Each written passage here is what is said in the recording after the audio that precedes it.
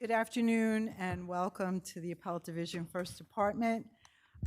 Today we have 8,000 hours of argument. But we do have a lot. We have 7 hours of argument requested. I suspect that not everyone who asked for argument time is here, but in any event, I ask you please to just ask for the time that you need for the most salient points on your argument. We have definitely, you know us, we are a hot bench. We've read your arguments, we've read your briefs, we've read the records. If we have questions, we'll ask them. So as I call the calendar, please stand up and tell me how much time you'd like, okay? Number 1, People v. Tayi Fisher. Submitted.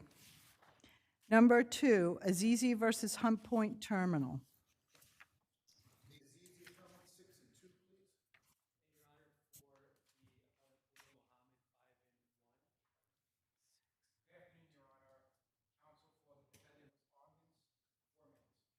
Okay.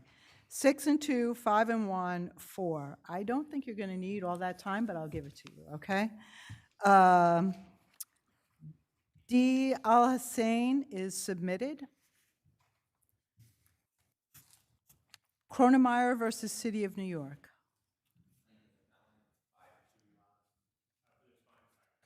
Okay, 5, 2, and 5. Deutsche Bank versus Washington. Submitted. Michael Maloney, oh no, I'm sorry. Link Motion versus DLA Piper.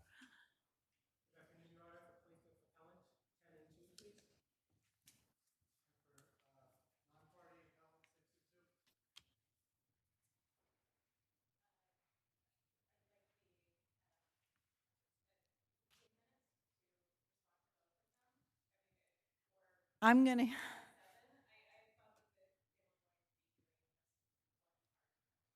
Okay, so I'm going to give them 5 and 2, 4 and 2, and I'm going to give you 6 minutes total. Okay? People versus Jabal Gordon. Submitted. Lynn versus Sun. Submitted. Meyer versus New York Lei, LLC.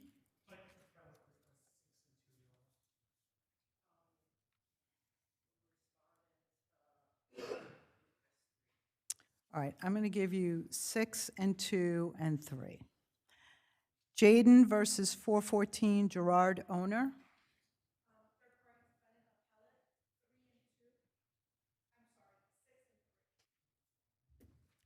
I liked 3 and 2 better, but okay. I'm going to give you 4 and 2 and 4. G. Eliezer. Submitted. People versus Neil Rodney. Submitted. Troyer versus Lone Street.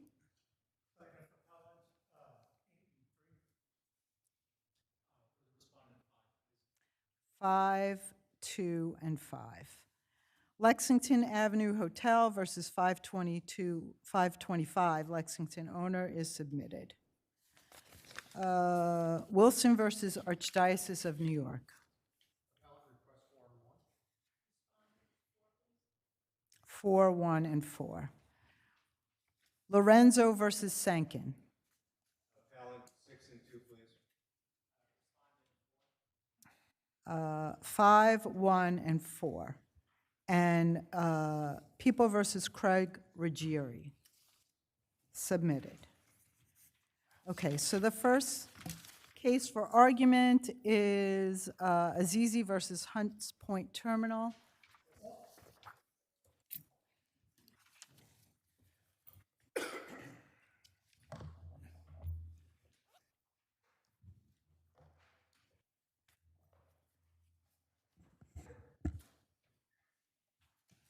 Okay, you can begin, counsel. Good afternoon, Your Honors. May it please the court, Christopher Della Carpini for the Azizi appellants. So the trial court granted the defendant summary judgment based on 3 findings. We think each of those was in error.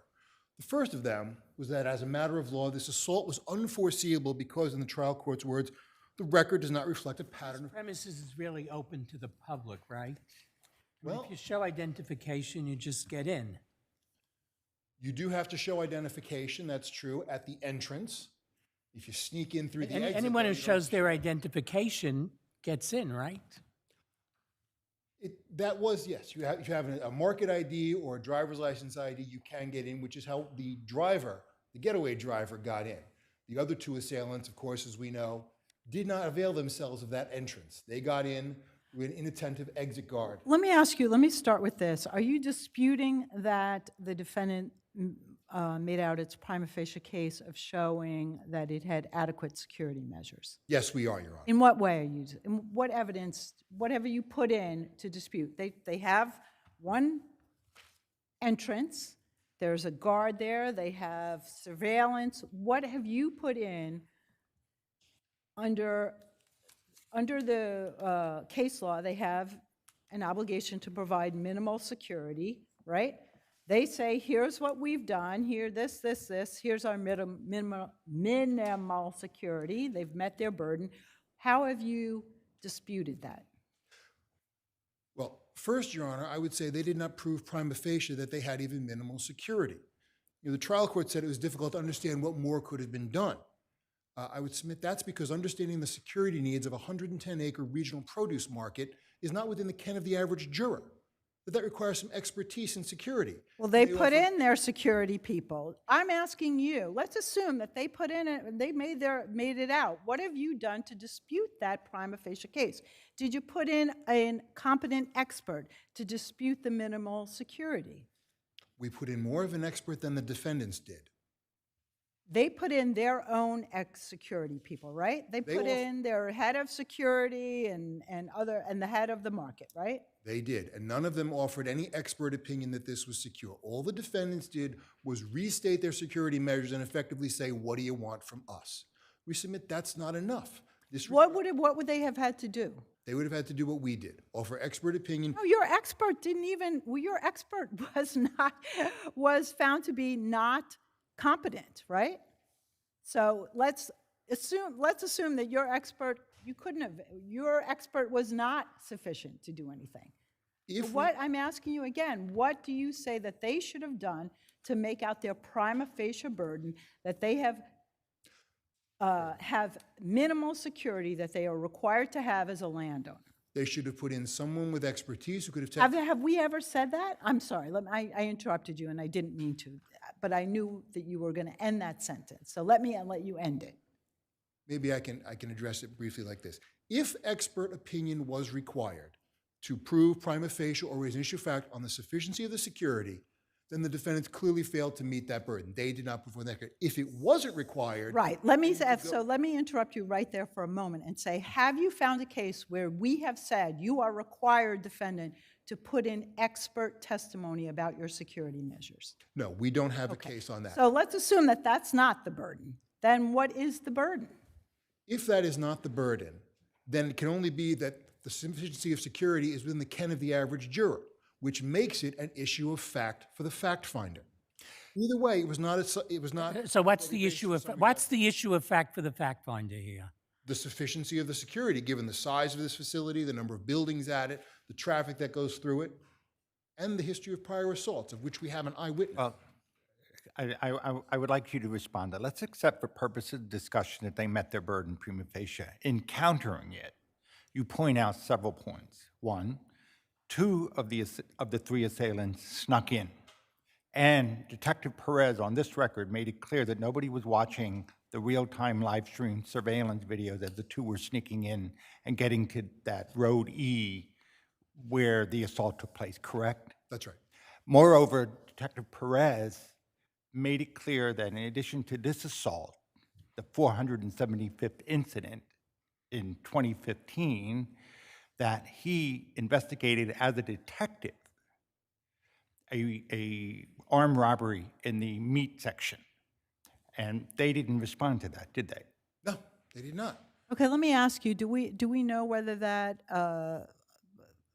crime occurred last year, 3 years ago, 2 years ago, 1 year ago? Do we know anything more other than the police officer saying, I remember another time in the history of my employment as an NYPD detective coming here for another crime. Is there any more information about No, that? Your Honor, the defense witness had no further information on when that happened, but he did testify to it. And if we're construing the inferences in favor of the non-movement, I don't see how that supports summary judgment. But the situation you have here is Peralta shows his ID. So the checking of the ID doesn't prevent someone from coming in. He shows his ID and he gets in. And he had been there. In fact, he had been working there 2 days before. So the others don't want to disclose who they are, but checking their ID isn't stopping them from coming in because you see Peralta comes in even though he's shown his ID. That's true, Your Honor. If I may respond? Yes, please. If I may pose a rhetorical question, then why didn't they ride in with Peralta? Why did they sneak in through the exit? Why did they wait till the guard had her back turned? That Because at they least don't raises an want issue of fact on the they don't want to disclose their identity because they're thinking of how they're escaping from what's in effect a criminal act. But the fact that you're showing your ID doesn't mean anything because Peralta shows his ID and gets in. Again, Your Honor, if And he was the one that was arrested and convicted of beating. the getaway driver, that's right. If the ID is no bar to the assault, then that simply goes again to the sufficiency of the security in the first place. But you still have the two who chose to go in the back way. That at least raises an issue of fact on the effectiveness of the security. But anyone could come in here if they showed their license, a driver's license. It sure seems that way, but these two didn't, and they did so for a reason. That reason raises an issue of fact on the sufficiency of security. May I ask one more? Yeah, sure, of course. Counsel, in the affidavit of Sergeant Roberts, he points out that the 745 incident reports from January to August of 2015, there was none of them were violent reports, or they were various different incidents, but none violent. Somewhere in this process, I mean, I tried to dive into the records. Somewhere in this process, was there ever a demand made for those records? In your reply brief, you point out that they don't really analyze or break down those 744 complaints. Is there a record of demanding it, that they didn't produce it, and therefore suggest that Sergeant Roberts' affidavit on this point is merely conclusory? There is no evidence in the record, and that's all I can speak to. There's no evidence in the record on what went on in the discovery on this. Beyond that, you're right, we have a conclusory affidavit that doesn't meet their primary. It's only conclusory if you demanded the information and didn't get it, or made some kind of effort to dispute it. At this point, it's undisputed. You're saying right now that there's nothing in the record that said that you demanded this information, and nothing in the record that said that you asked anybody about it, right? With all due respect, Your Honor, I think that is effectively pointing to gaps in the plaintiff's proof, which is not the argument on. 100%. I agree that it is, but your statement that it's conclusory because they didn't go into every single, I think that was the statement that I'm having a little bit of a dispute with. Yeah. You didn't ask him, Again, if right? anecdotal, Well, let me just ask you, you didn't ask him, right, about as I it? say, the record doesn't go into the discussion. Good, okay. Counsel, if I could just ask you, with regards to the lapse in security that you're alleging, is it that two of the assailants were able to sneak in? Or are you saying that the procedure that they had in process of showing the Hunts Point ID card or a driver's license, that process in itself was insufficient? No, I believe the expert's opinion is that the inattentiveness and the lack of staffing, really, at the exit was a breach, and was one of the Which breaches. is what allowed them to come in surreptitiously. Yes, and this was not a solo assault. These two were part of the plan, and the plan was to exploit. So these again, why gaps. did that lack of staffing at the exit matter? As the expert pointed out, had they had sufficient staffing at the exit, the guard wouldn't have They been, would have gotten identities from the two that snuck in. I think they would not have been allowed in the first place. This was the exit. But Peralta, who was allowed in, was the one who was convicted of the crime, right? That's right, he was. Okay, thank you. Thank you, Your Honor. We have the other petitioner, right? Yeah, come on. I'm sorry, appellant. Ugh, I'm having a day.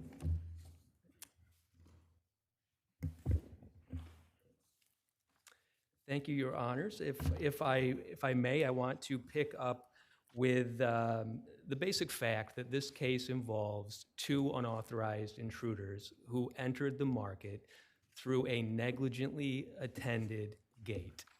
That is, May I ask you, is there any evidence that those two assaulted the plaintiffs? it is unclear which one of the criminal defendants. So assaulted the again, did you plaintiff. put in any evidence that those two assaulted the plaintiffs? I mean, the plaintiffs would know, right? Or maybe they didn't because they had masks on, right? The plaintiffs were beaten with baseball bats by multiple assailants, one of whom entered through, in his car through a gate, and he's identified. Weren't there two people in that car? I believe there was only the one. As far as I know, it was the one driver, Yohani Peralta, who showed his ID, and that's why he is the one assailant who is identified.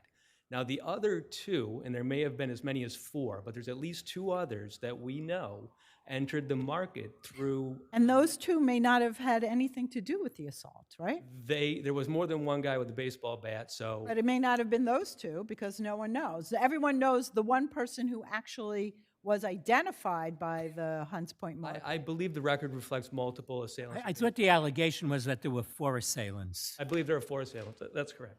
and 2 came in by car. At least 2 came in by foot, and to be honest with you, I don't want to misstate the record. I know 1 came in by car, and it may have been 2. The reason why I doubt the 2, and forgive me for saying it that way, is I don't know the identity of the other driver, and we would know because he would have also been ID'd. There's no allegation that anything was done wrong in allowing the car to come in.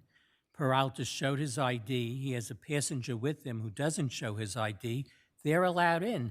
No one's claiming that there was any the car- malfeasance there, is there? The car itself is less problematic, but there is a problem there. They had fake plates on the car. That was not picked up by security as the car was coming in. Is that something they would pick up normally? That a car's going in there with fake plates? Perhaps not. That's not. I wouldn't focus on the car because I don't think the car is the primary driver here of this assault. It is a factor, and I don't want to overlook it. But I think the more important factor is the fact, because it is a fact, that 2 unauthorized intruders entered this market through a negligently manned gate. Now, it's But important- again, I'm asking you, is there any proof that those two were the actual assailants? Did your clients testify that those two assailed them? they testified that they were beaten by multiple assailants with baseball bats. I got it again. So that really is not the Well, the- answer. The answer Well, the I'm plaintiff looking may not for- know, Well, but it's the well, lem- defendant's, I'm sorry to cut you off, go ahead. I'm just saying, right, you're saying that the proof of the inadequate security is partially that these two people snuck in. But it could be that these two people had nothing to do with the incident that is what brings us to this court, correct? That is, no matter how you slice it, a question of fact, a great question for a jury that decides facts. It's not a question for me, the attorney. How do we know the means of their sneak-in? It's on video. And what is the means of, how do they sneak in? They snuck in through an exit gate, and the reason they were, able to get in past the guard is apparently because this guard was busy or occupied with an exiting vehicle out that same gate, which, these two intruders. Counsel, had the guard not been busy and saw the two sneaking in, you can't come in. There's nothing that prevents them from going around to the front, showing ID and entering, right?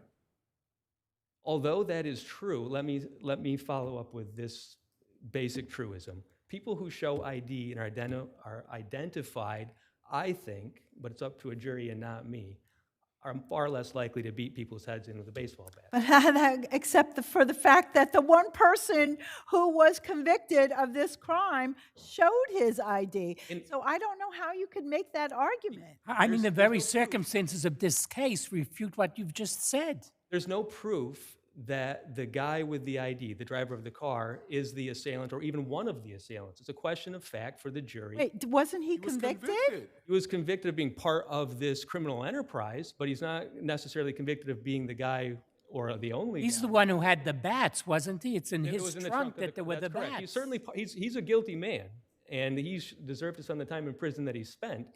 But I don't want that fact, the fact that he's guilty, to take away from the fact there are two other people who snuck in through a negligently manned gate and helped this man do what they all together did. Except you don't know that those two people who snuck in are the two that helped. You have no evidence whatsoever that those two are the two that helped the guy who beat them, right? Okay. May I? Yeah. You know, the plaintiffs were beaten with baseball bats very severely, and they do have It memory was a issues. terrible crime. No one It's a horrible disputes that. crime. But I think the plaintiff should be allowed to testify as to what they do know and what they did see and what they do believe. They did identify one of the people as being a known person. It's the guy. We don't know if those two people are the ones that assaulted him, and we don't know if they weren't the ones that assaulted It him. was a gang of people with baseball bats that were, we don't know their identities because they weren't ID'd, but they were part Those two of. people that snuck in, we don't know for sure if they assaulted or if they didn't assault, correct? There's a question there. It's a question of fact there, yes. Thank you. Thank you, Your Honors. Good afternoon. The defendants had moved for summary judgment on 3 separate grounds before the lower court. And if Counsel, do you agree that the failure of the employee to detect the two that entered surreptitiously, that's a failure in security? No, I don't not? agree. Because the law in this state doesn't require the most sophisticated, perfect security measures. It requires minimal standards, and But your own security measures require that you have some sort of identification to enter the premises, right? that's correct. And that wasn't followed here, right? That was followed, but they evaded the security measure. We can't protect against every... Got the ID from the passenger with Polanco? No, so if you look at the testimony of Sergeant Roberts, the second perpetrator was in the trunk of the vehicle with the bats. He parks the vehicle, and then the two exit the vehicle, and then minute before the incident, the bats are removed from the trunk. And I think this court's focus on Mr. Peralta is critical, because if you read the record, the plaintiff Mohammed actually identified Peralta as one of the people swinging the bat at him. And it was Peralta who brought the weapons in. Okay, let me interrupt you just for a second, please. I think the idea that there was an unbroken, the perpetrators broke the chain, obviously, we have a recent Court of Appeals case that sort of goes against that finding. But, so we are back to, and I want to make clear that that is a problem for your case. But we're now back at the other two issues that you raised on your summary judgment motion below. And one is which you made out your prima facie case of adequate security, and the defendants didn't meet their burden to raise an issue of fact as to it. So again, the question is, why isn't two people sneaking in to the market? Why doesn't that raise a sufficient issue of fact as to you following your own minimal security procedures? There are 2 reasons why. The first being that they evaded the security measure itself. Not Well, I every mean, but security doesn't measure- that point to the inadequacy of the measure then? No, it's akin to someone walks into a building and another person, before the door closes, goes in Oh, behind. a piggyback situation, I understand what you're raising, but also Detective Perez mentioned that there was no one monitoring the live stream surveillance cameras that would have spotted the two. There was a person. So that's two things. They snuck in, and then no one was watching the cameras. Yes, Your Honor, 2 quick points on that. There was a person watching the live stream, but he wasn't watching that particular screen at the time. And to also bring up something that you had raised, a question you had asked previous counsel. Yeah. I just want to correct the record. Sure. The meat market and the produce market are separate entities. I know, they're blocks physically away. distinct, so know. that notice to the meat market, a quarter mile away isn't necessarily notice to Hunts Point Market. It's different management, different everything. I just wanted to correct that. So you're saying that the director, the general manager, I think Rudeli or something, he wasn't speaking on behalf of the entire Hunts Point market? Well, Hunts Point Market is, I know, it's a there's campus. there's three markets. There's the fish market, the meat market, and the produce market. All three are independent of each other. So when Nicholas Rodelli speaks, he's speaking on behalf of the produce market. And it just so happens that the three markets named themselves after the section of the Bronx. But they're Do they have separate security systems? separate. Every employee is separate security systems, separate. I couldn't even tell you what the meat market has Okay. in terms of security, but I know that the personnel at Hunts Point is only employed by the produce market. They have no affiliation, employment, direction, control, or anything. I want to turn your attention to what's your biggest problem in the case, which is scurry. Pre-scurry, there'd be no question here, this is a targeted attack, and the case can't stand. How do you deal with scurry? The court in Scurry actually said that it's not a blanket rule, that there could be cases where the sophistication and the planning of the attack does sever it as a matter of law. And they cite to a case called Buckeridge, which came out of this court.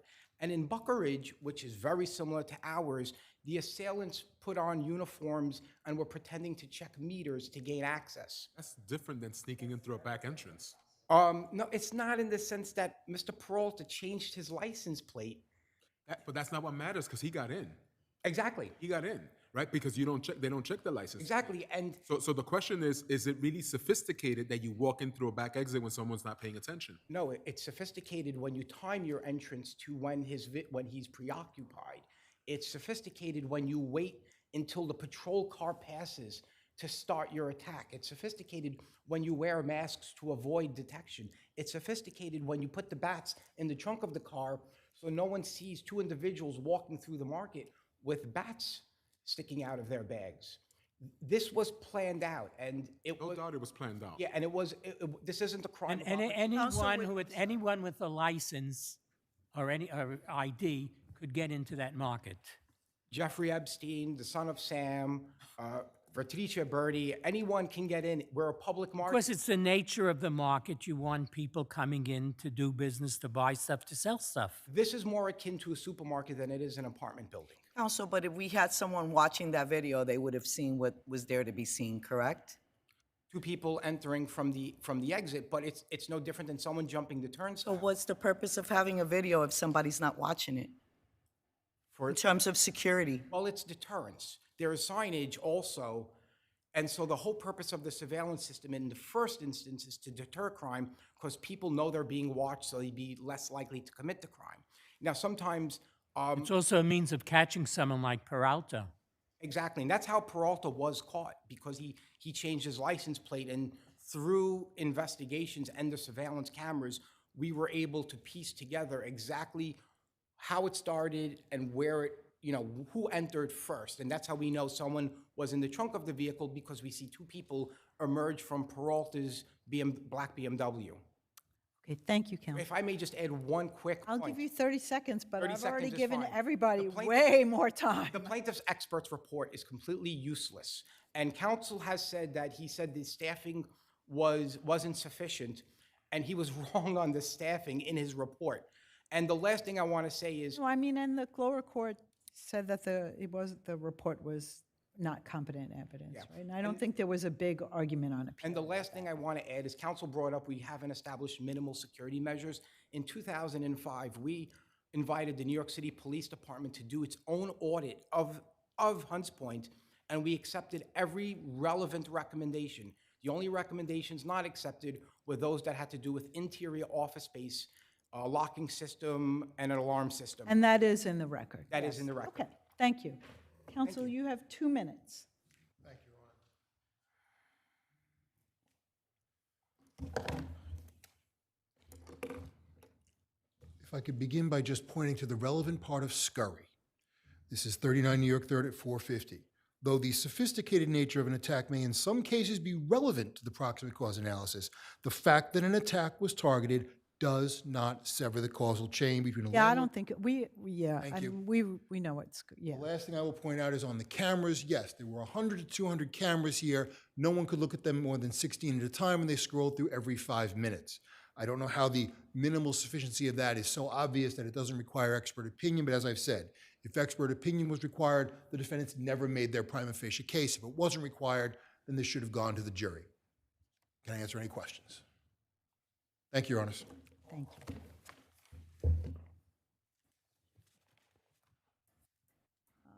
I think you have a minute, Counsel. Thanks Yes. again, Your Honors. I will be quick, and I will start with what I think is the beginning, but I will be very brief. I want to quote one sentence from the appeals court decision in Scurry, and I quote, "Where the defendant fails to demonstrate on its motion for summary judgment that, as a matter of law, minimal security measures would not have deterred the intruder, the defendant is not entitled to summary judgment on proximate cause."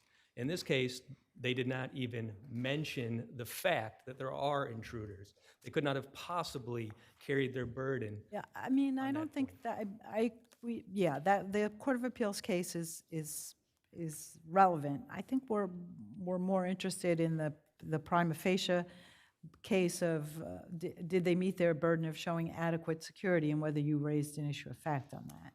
Well, I don't think that they made a prima facie point on the adequacy of security either. There's 744 prior incidents in 2015 alone. They, with the burden, And they put in an affidavit that said none of them are violent, and you didn't do anything with respect to that. So I find that hard to believe that you are they didn't- raising that they flag. didn't submit the report, and just a blanket argument from the attorney that it's, not violent doesn't make it all not violent. It's not by the attorney, right? It's by the, There was certain security that they testified as to their memory at different capacities at different times, but I don't think that that's enough to foreclose the question of fact whether or not these incidents we're talking about only 2015, 744, whether they were violent or not. In fact, they involved things like trespassing, vandalism, nefarious activity, and it's not a stretch to say that two intruders are going to commit crimes. okay, thank you. Thank you, Your Honors.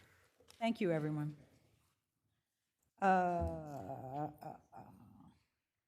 Cronomire versus City of New York.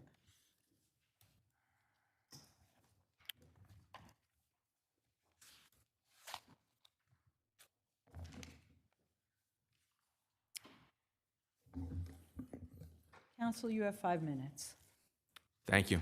Good afternoon. May it please the court. Jimmy Wagner for the plaintiff appellant.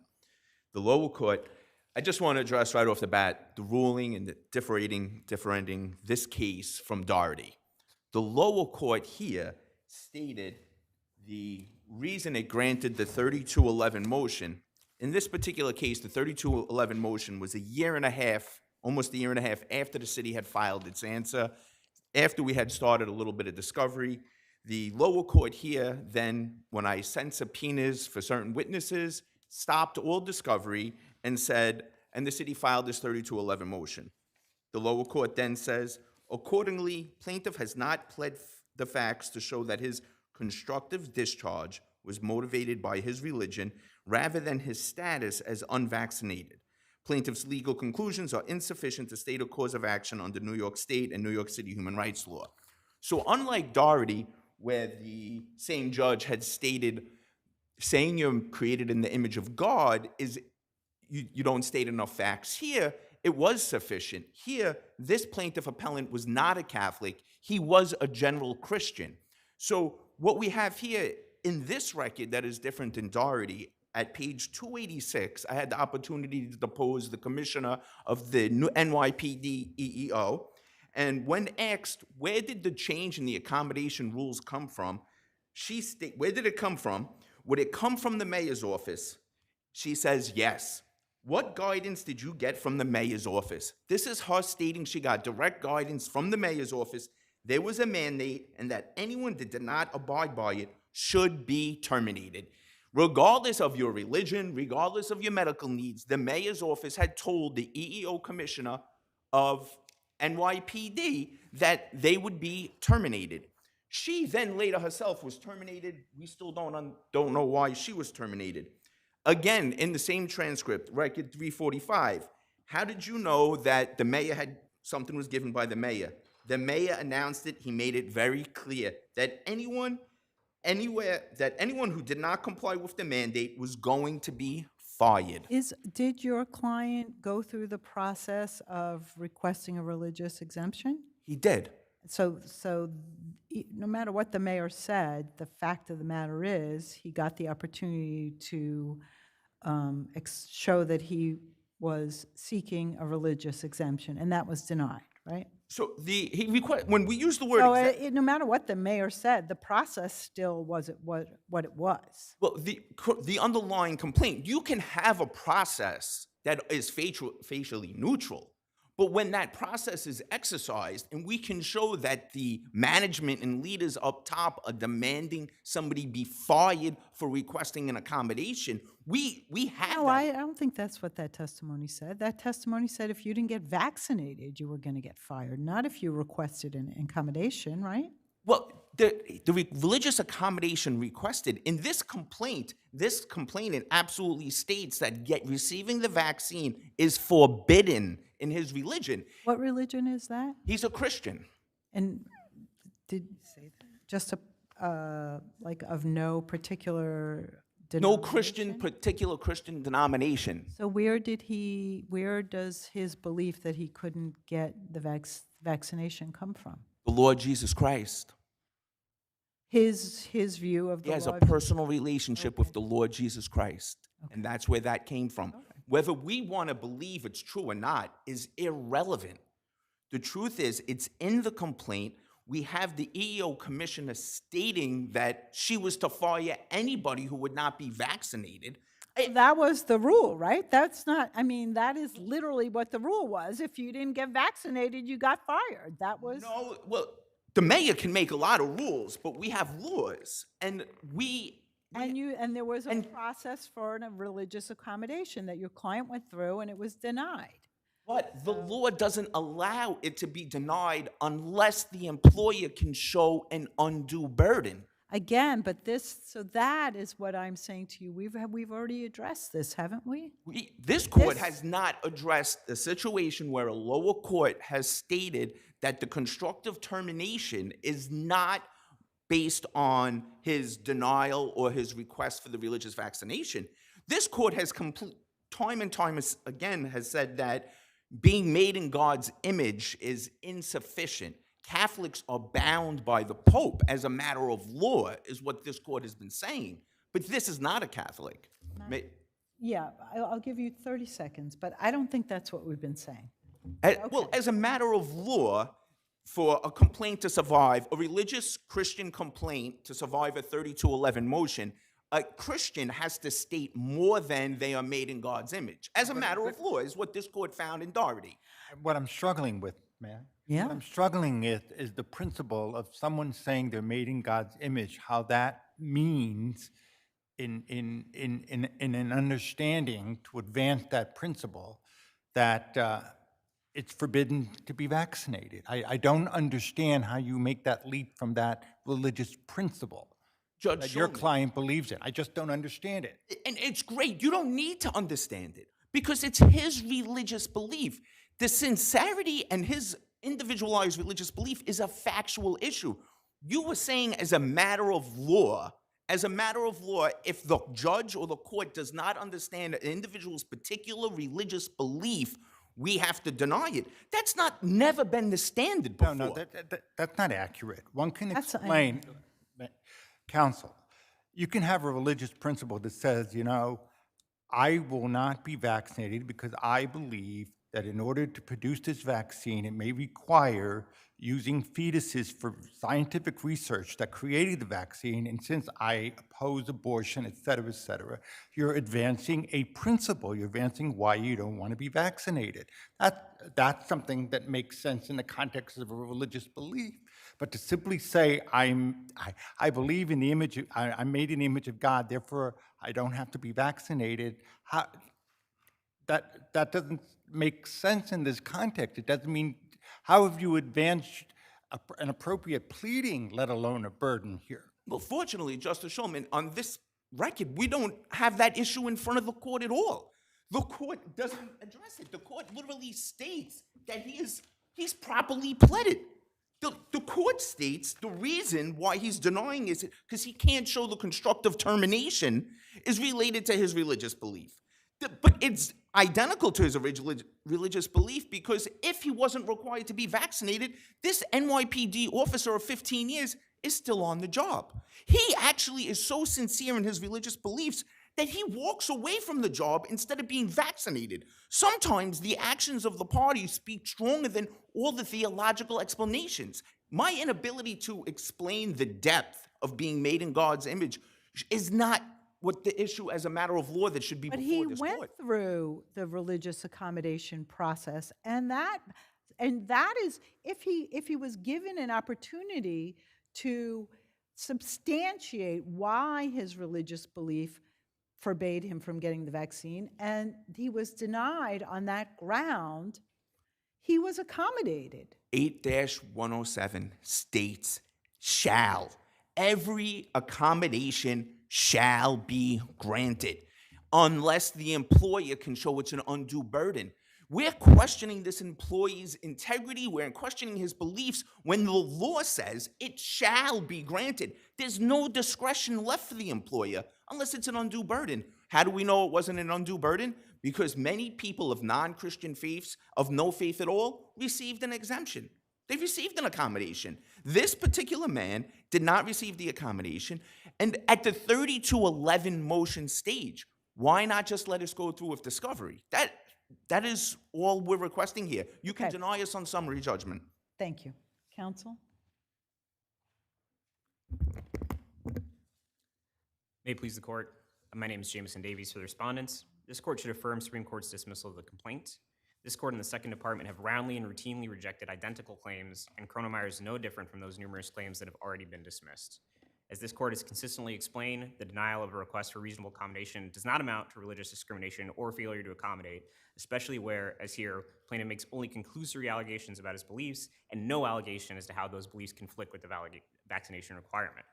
And again, this court has ruled on at least 9, now I think 11 occasions. There was a case Gloetz that just came out last week. The availability of appeal of denial and accommodation request to the citywide panel satisfies the cooperative dialogue requirement as well.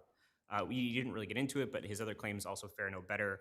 His claim for declaratory judgment is both moot and duplicative of his substantive claims. The constitutional claim fails because there's no private right of action where he has other avenues for relief. And the breach of contract claim is properly dismissed because he failed to allege the material terms of the contract he alleges have been breached, which is a pleading requirement that the Court of Appeals just recently reaffirmed and is no different from an employment context than in any other context.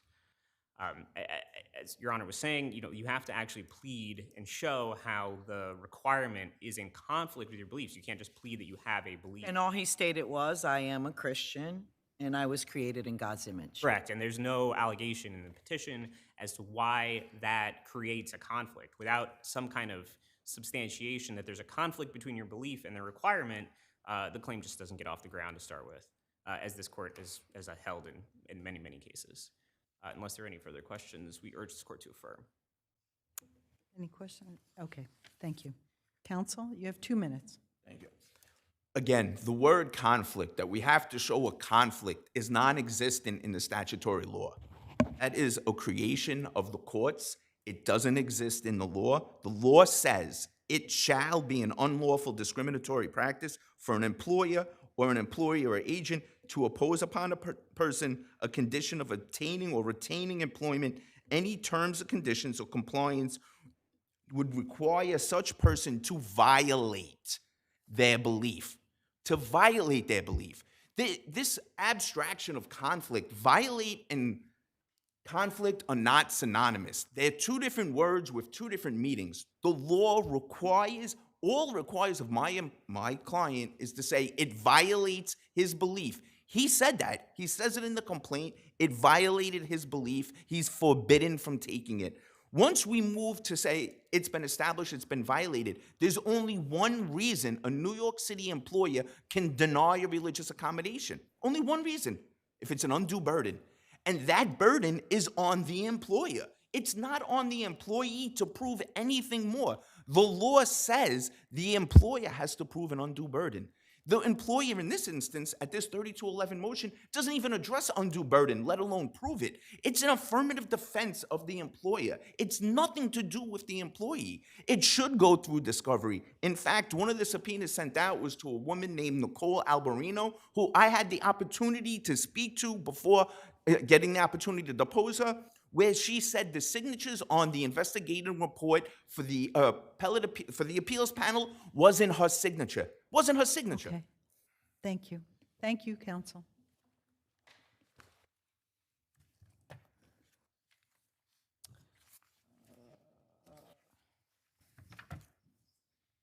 Link Motion versus DLA Piper?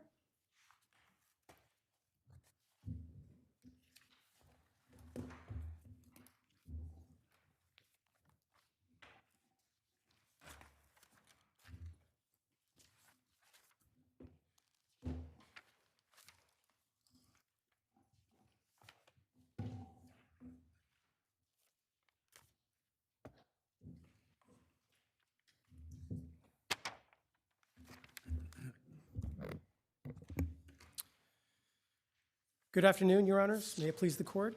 My name is Michael James Maloney. I'm here on behalf of Plaintiff Appellant Link Motion Incorporated. I can hardly hear you, counsel. Can you move that a Is little? this better, Your Honor? That's much better. Thank Thank you. you. Your Honors, the orders and judgment here must be vacated and reversed because Link Motion has stated each element of its malpractice claim. Plaintiff adequately pled an attorney-client relationship by alleging that defendants appeared in federal court as attorneys for plaintiff in the underlying action.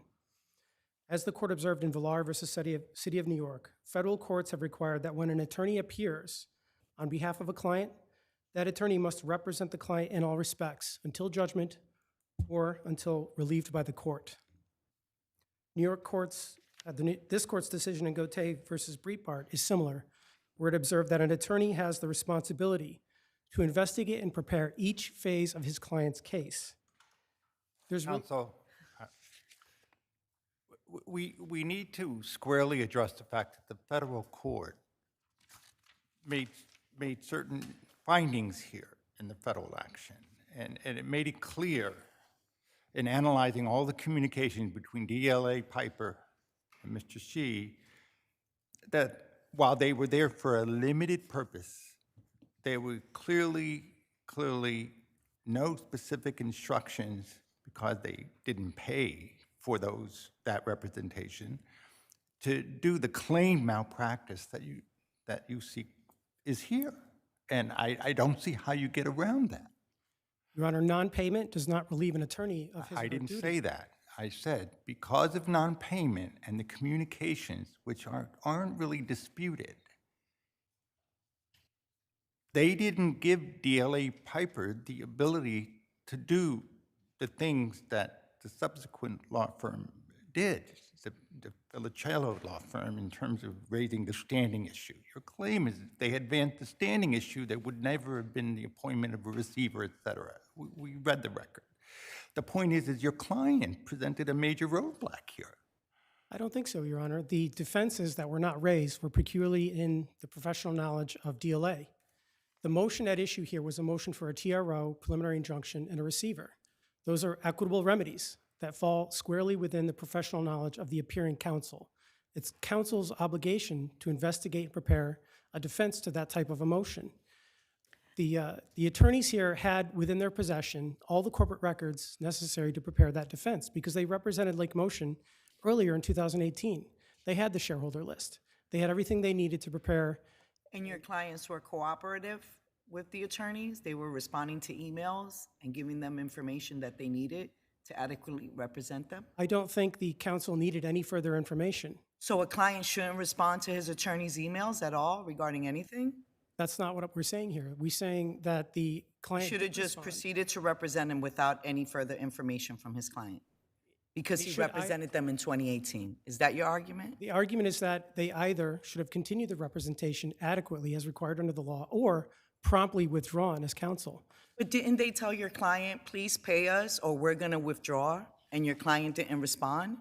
My client did respond on January When? 20th, 2019 in the text How long messages. after that initial email was that, counsel? There was a series of communications back and forth between December 2018 through January 20th and 21st, 2019. And did your client respond to all those communications? They responded to some, but not all. But in the final communication on January 20th, the client said, I want to maintain the company and solve problems, but I can't pay the fee right now.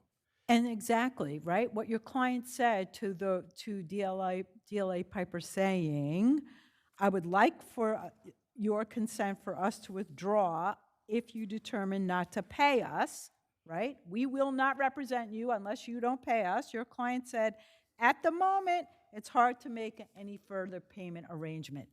That's it. That's done. Your client said, I'm not paying you, and DLA Piper had previously said, we're not representing you unless you pay us. Please consent to withdraw.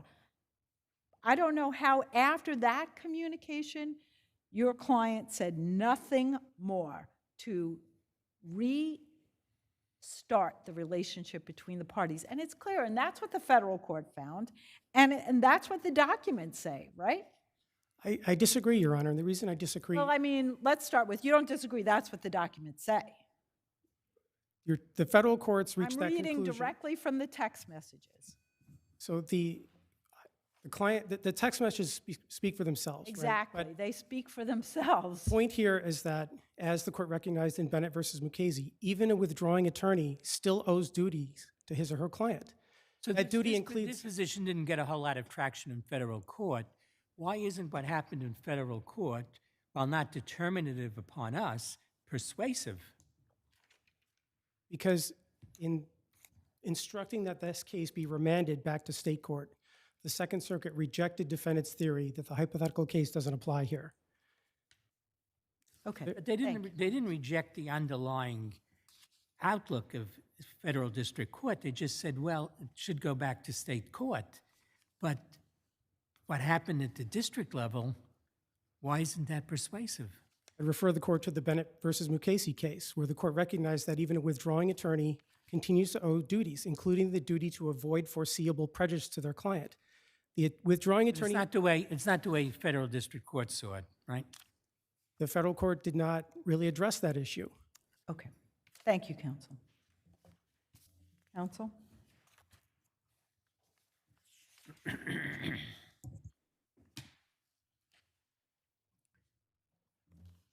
May it please this honorable court, the trial court issued an unsupportable and draconian sanctions award regardless of how a court may have decided the 3211 motion.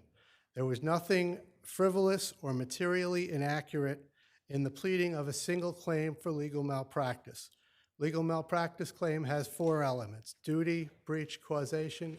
Wow, okay, so the federal district court says there could not be, there was no representation, right?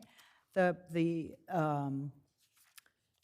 court says you should remand it to the state court, but the district court makes a ruling that there's nothing there with respect to the malpractice claim, right? Correct, and that's under appeal. And then there is all the documentation that is submitted in the federal court and submitted to us that clearly shows the documentation that as of January 20th, DLA Piper said, we are not representing you unless you pay us, and the defendant says, I can't pay you. That's it, it's done. And there's nothing else to revive that relationship. So, given all of that, how could you say that bringing this lawsuit in state court isn't frivolous? Because number one, the federal sanctions rulings are under appeal, and the attorneys who were sanctioned by the federal court could not appeal that when they filed the state court claim. So they have an obligation. Obviously, they have a Rule 130 obligation to sign non-frivolous pleadings, but they also have an obligation to their client to continue with the case if After being found frivolous? There's no statute of limitations issue here, is there? Well, there is a statute of limitations issue in this case, but the point is a little bit different. They still have a client to represent, and if they determined, which they did in their reasonable judgment, that their client had a case to bring, I guess that's where we're at, right? What is a reasonable judgment to bring the case in state court when you've lost in federal court, you've been sanctioned in federal court, and the documents say what they say? where is the reasonable basis for bringing the action in state court? The Villar case and many other cases say you're either in or you're out as counsel of record. They were in for 11 weeks. No question about that. We are not aware of any precedent. We haven't seen it from any of the briefing. It's not in the record. Certainly none of the judges.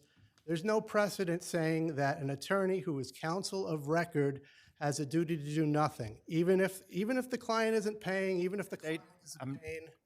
I'm sorry, they didn't do it, well, that's a double negative. They didn't do anything. Did something, right? They did do something. They said there was, let's see what we can do till you sort things out. And they went in and there was a stipulation entered where they wouldn't challenge the TRO, et cetera. They wouldn't challenge the appointment of a receiver. They did certain acts to keep the balls in, bear with me, to keep the balls in the air so that when different counsel will come in to file an answer and be more substantive, which is what happened later, that's what they did. That can't say they did nothing. Can't say that. Okay. So then you come back and say, well, had they advanced the standing argument, et cetera, then a receiver would not have been appointed, and the appointment of receiver somehow torpedoed a legacy sale, which resulted in allegedly a loss of $180 million. Isn't that something that was advanced here? Yes. Yes, and we know from this record that everything was dealt with that legacy sale 2 years before this, when with the deal with Tongfang. So we know that that's smoke and mirrors here. So that being said, where's the damages? It's just not here. Well, the damages, for one, let me just say that damages, there's 7-figure damages on having to pay the receiver alone. Link Motion had to pay the receiver. That's in the record. That's undisputed. So there's a 7-figure case with or without this disputed transaction. And there was evidentiary support for the transaction. It obviously needs to be fleshed out later in the case if the motion to dismiss is denied. But there was evidence. There was Chinese stock ownership records which suggested that Link Motion still had equitable title to the stock. There was an arbitration award which said Link Motion should have turned over the stock. So there was clearly, there was evidence supporting that. At this point, your clients are jointly and severally liable for over $480,000. Is that where this stands? Yes, Your Honor. I don't know the exact amount. That's about right, yes. In round numbers. Yeah. So finally, there's a point about materiality. You know, again, whether or not this transaction, whether it's $1 million case or a $181 million case, they pled every element of legal malpractice. It's not material. The paragraph 45 where he says, "Oh, you said he never gave advice," that referred to a one-day period.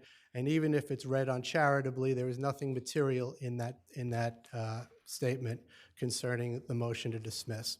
So if there are no further questions, I'll sit now.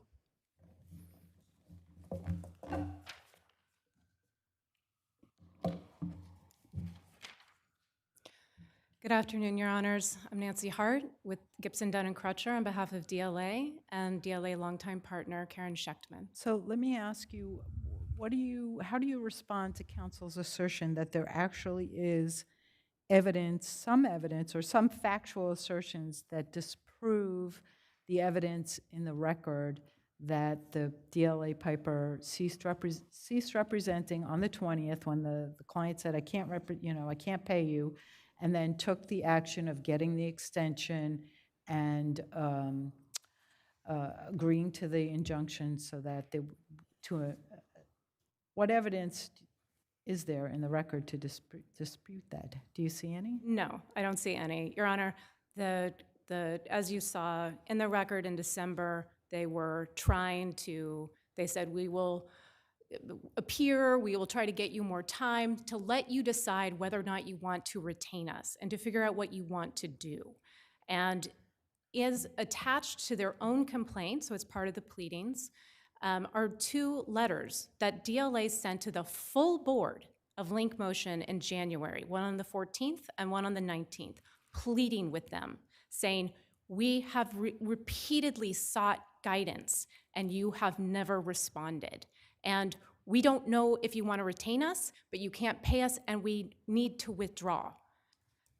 They then follow up on the 19th. We have gotten no response. We need to withdraw. The WeChat messages, again, you see, please call me, increasing desperation as this deadline is coming up and they've gotten no guidance. And then they finally respond on the 20th, essentially saying, you're right, we can't retain you because we cannot pay you. There's then, again, attached to their own record, the motion to withdraw, which attaches a February email, which says, reconfirming our conversation that we will withdraw. Confirmed. Then there's nothing else. This council, the Felicello Council, then came on later on in March of 2019. They made a motion to try to have the receiver removed. They did not raise this Cayman Islands standing defense, even though they were aware because it had been raised in open court. And the court, Judge Marrero, said, I think this is the kind of situation that calls out for a receivership because it's his obligation to the court, as the court, to stop corporate looting. And because they have, because of it, I need to have a receiver. There was corporate looting, delisting from the New York Stock Exchange, et cetera, and decided that. But here, Your Honors, this isn't just a breach of duty of care issue. We obviously have that, but they have massive causation issues as well, because this is not just a question of what would have happened if the standing defense had been raised. It's not a hypothetical anymore. As Judge Marrero said, in the very action, in the Beliga action, the standing defense was raised and rejected. In the bankruptcy, right? In the Beliga action, yeah. And so he said, you know, it came up a few years later, they tried to say you never had authority to appoint the receiver. And the judge said, first, Magistrate Judge Friedman, and then District Court Judge Marrero said, absolutely not. We had, even if they didn't have standing, even if I credited that decision or that argument, which they didn't take a view. That also on appeal? No, that is not on appeal. So that, okay. So And that those is were the decision facts that the Second Circuit right, said, okay. of course you should look Right. at this, and the state court should be guided, and said how wonderful it was that they would have, the state court would have the ability to see this federal precedent and apply it. So based on what you're just saying, the federal court found that that part of their complaint was based on demonstrably false assertions, correct? That's correct, Your Honor. Not only with regard to the causation issues, not only with regard to the duty issues and being retained, but also, again, this Tong Fong issue that Your Honor raised, that has been flatly contradicted by the documents they put into the record. And the only thing that's being appealed is the sanctions, not those legal rulings, right? That is correct. The China AI sanctions decisions are being appealed, but the Beliga action, the decisions have not been and are binding precedent, which they knew prior to bringing this suit. I will say the trial court did not grant sanctions lightly. He had a lot of hesitation about it, and in fact, we had two different oral arguments where we argued for hours. We then had a full evidentiary hearing on the reasonableness of the fees. He made very clear that obviously the context matters, as required under Rule 130 to take that into consideration, but he did an independent analysis of every document, every allegation, in determining that sanctions, in his words, it would be an improvident exercise of discretion not to impose sanctions in this case. I ask that you affirm the decision. I'm happy to answer any questions. Thank you so much.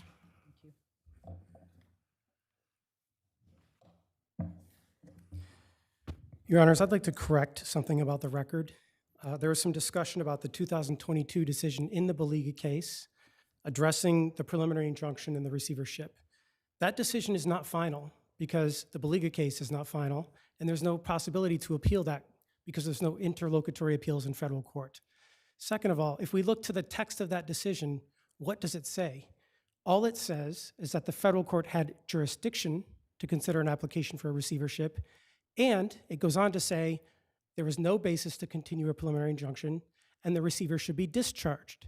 The reasons why the court, the Baliga court, dissolved the preliminary injunction and discharged the receiver was because Baliga lacked standing to assert common law derivative claims under Cayman Islands law, and the only viable claims he had under the securities law were claims for money damages only that failed to show irreparable harm sufficient to warrant a receivership or a preliminary injunction. I want to go back also to the question of this January 20th and 21st, 2019 communications.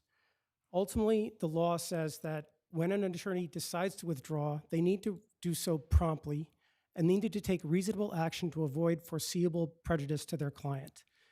If, as defendants allege, they made a decision to withdraw on January 20th, 2019, they should have not voluntarily waived their client's right to oppose the motion without consent.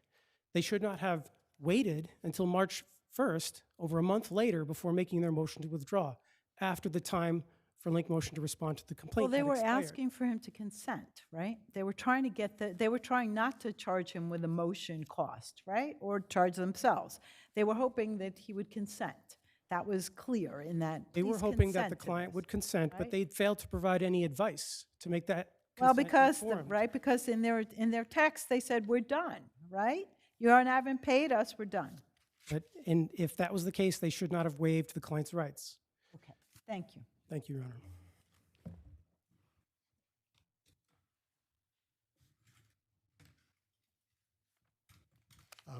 Your Honors, one more time. To Mr. Maloney's point, I mean, there's a reason why lawyers move to withdraw. They want to cut off the chain of responsibility for the case. Until you move to withdraw, when you're sole counsel of record, you have responsibility for the case. If the client is being disruptive, he's interfering with the representation, the attorney can assert an affirmative defense of comparative fault. Is it your argument that you can't withdraw from a case unless you make a motion?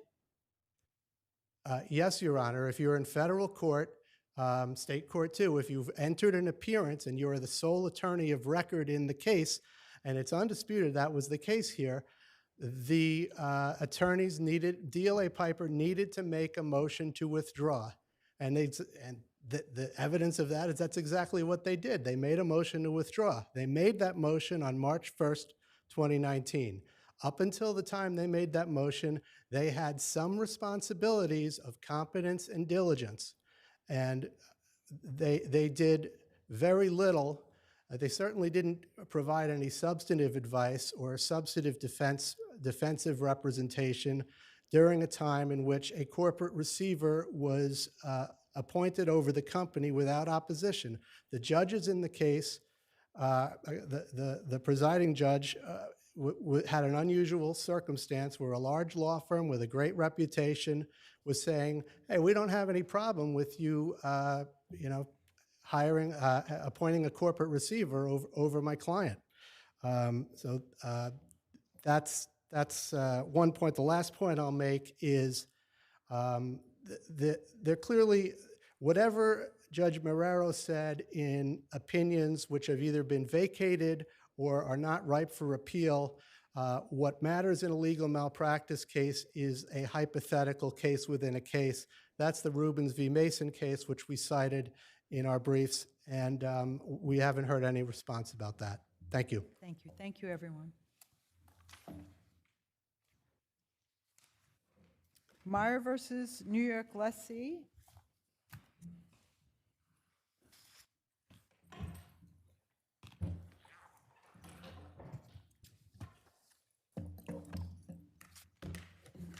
May it please the court, my name is Brian Chute. I represent Robert and Ellen Meyer. Our position, Your Honors, is threefold. First, while defendants argue that the motion court was correct in rejecting plaintiffs' meritless attacks on credibility and should be affirmed in the exercise of judicial discretion, the grant or denial of summary judgment is not a discretionary determination. Also, the court is not supposed to be resolving arguments of credibility on a motion for summary judgment. Second, whether the witness happens to be a defense employee, the plaintiff, or the plaintiff's brother, where that witness makes claims, factual claims, that are inconsistent with documentary proof, or with video proof, or with photographic proof, that creates an issue of credibility for a jury to resolve, because it's juries that resolve issues of credibility. Third, when you look at the two individuals whose recollections were the basis of this motion for summary judgment, Daniel Mensa, who's the maintenance worker, whose affidavit appears at page 204 to 207 of the record, and witness Giovanni Polanco. Well, they're supported by nothing, but they are inconsistent with many things. First, Daniel Mensa, the affidavit that's at page 204 to 207. He's approached in July of 2023 as to the routine that he purportedly followed in December of 2019. Understandably, he has no independent recollection of the events. It's years earlier. But he's stating in the affidavit his alleged recollections as to their routine. Okay, first. So let me just ask you, one, the video shows people going in before and after your client not slipping, right? So, and it also shows it's raining at the time that your client goes in. Right. Right? So that evidence, everyone can see it.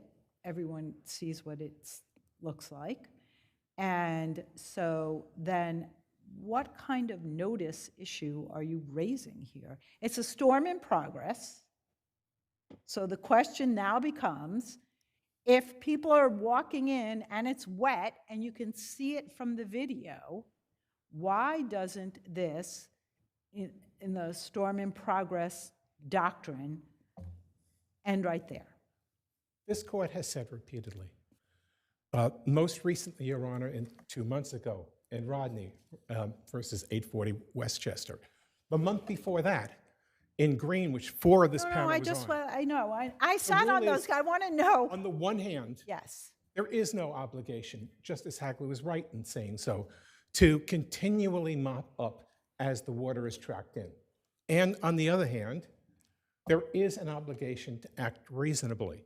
So in each of these cases, as this court has said again and again and again, the obligation on the movement seeking summary judgment in such a case is to show when the area was last cleaned or inspected. And so for that reason, Your Honor, we cite, this is at pages 43 to 44 of our main brief, Henriquez and Smith versus Montefiore, Justice Shulman was on both of those panels, Carrello versus New York City Transit Authority, White versus NP40. I want to ask you, so Polanco says, I saw someone mop the floor twice within the half hour before the plaintiff's accident, right? Supported by nothing, Your Honor. He does say that, Except yes. his own testimony, which, Okay. as we both know, is competent evidence, unless you raise an issue of fact. Which, have you raised an issue of fact to let us believe that there's something false about that? Oh, yes, Your Honor. How? Tell me. Number one, this individual who reportedly witnessed the accident and the mopping beforehand, okay? There's an accident report in the record. It's page 665 to 667. It notes that Polanco is the responding officer who brought him up. And here's what it says about the witnesses. Witness, no, there are no witnesses. He's purporting to witness an accident which, according to defendant's report, and they knew of Polanco's existence, wasn't witnessed. No, he said I don't think that's what his testimony was. I think he saw him after he fell and walked over and got him. But No. how does that dispute that he saw someone mop the floor a couple of times and a half an hour before. Because, Your Honor, let's look at it this way. There's an accident. There's video of the accident. He knows there's video of the accident.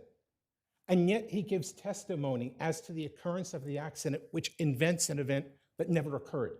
That the woman shook her umbrella, and this is what caused But the fact that he's mistaken about that doesn't mean he's mistaken about the fact that he saw it mopped 2 times within the half hour before the fall.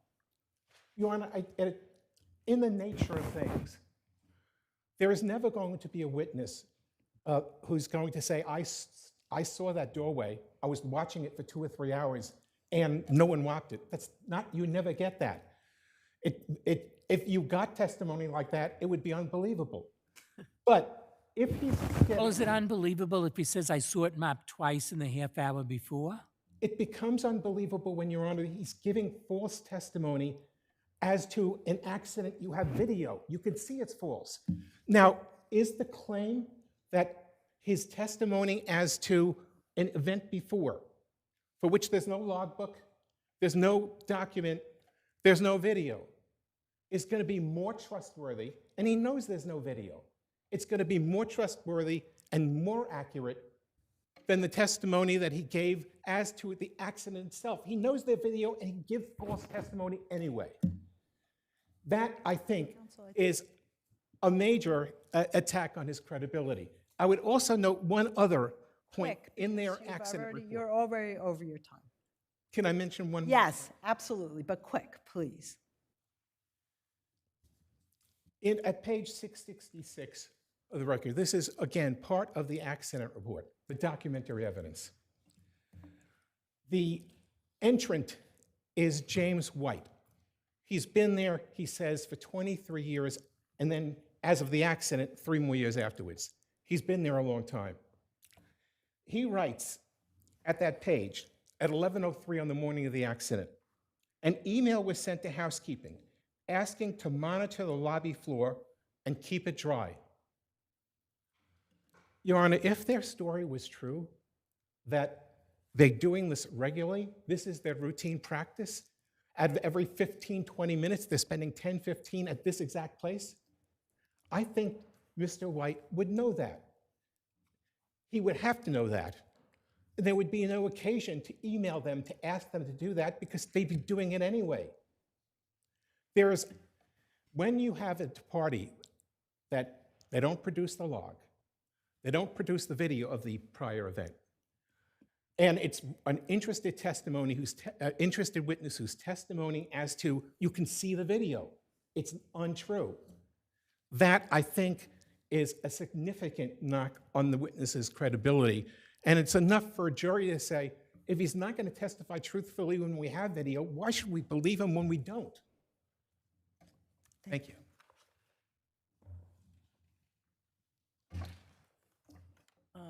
Your Honors, Louise Cherkis from Smith Major for defendants.